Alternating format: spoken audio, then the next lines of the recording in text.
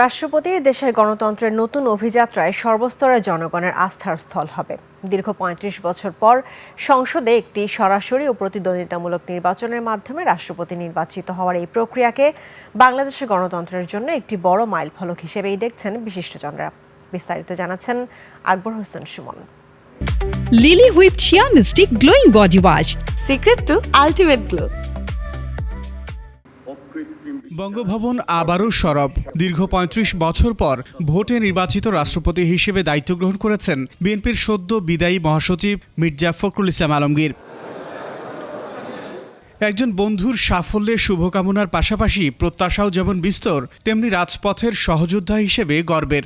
রাজনীতিতে বেশ পরিপক্ক মার্জিত রাজনীতিবিদ, বন্ধু হিসাবে তো অতুলনীয়, মানুষ হিসাবে খুব ভালো, তার বাংলাদেশের প্রতি দরদ, মানুষের প্রতি দরদ, বিশেষ করে তার রাজনীতি অর্থনীতি সম্পর্কে প্রচুর জ্ঞান। দেশের অভিভাবক হিসাবে, গার্জিয়ান হিসাবে তিনি কাজ করবেন এবং যখন দেশের সর্বোচ্চ অভিভাবক নিরপেক্ষভাবে কাজ করবেন তখন দেখবেন, কাজ করেন যখন, তখন দেখবেন যে সমাজের মধ্যে ন্যায় বিচার প্রতিষ্ঠিত হবে। রাজপথের একজন বিদগ্ধ জনই রাষ্ট্রের সর্বোচ্চ আসনে থেকে গণতন্ত্র প্রতিষ্ঠায় ভূমিকা রাখবে বলে মনে করেন ২১শে টেলিভিশনের চেয়ারম্যান।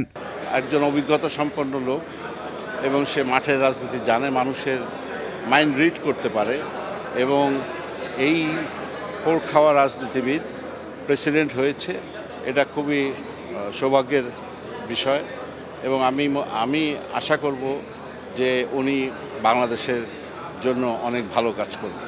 নিরপেক্ষ অবস্থান এবং সুবিবেচক হিসেবে রাষ্ট্রপতি দায়িত্ব পালন করবেন এমন প্রত্যাশা বিশিষ্টজনদের।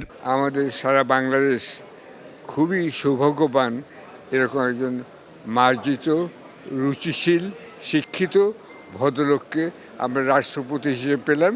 মাত্র আমরা আমাদের প্রধানমন্ত্রী তারেক রহমানের নেতৃত্বের গণতন্ত্রের যাত্রা শুরু হয়েছে। এই গণতন্ত্রের যাত্রা যাতে ব্যাহত না হয় সেটা জন্য অবশ্যই আমরা মনে করি যে তিনি রাষ্ট্রের প্রধান হিসাবে তার সেই ভূমিকা থাকবে। সুশাসন ও গণতন্ত্র অব্যাহত রাখছে রাষ্ট্রপতির যে কোনো নির্দেশনা জনকল্যাণেই হবে বলে আশা সর্বস্তরের। আকবর হোসেন সুমন, ২১শে টেলিভিশন, ঢাকা।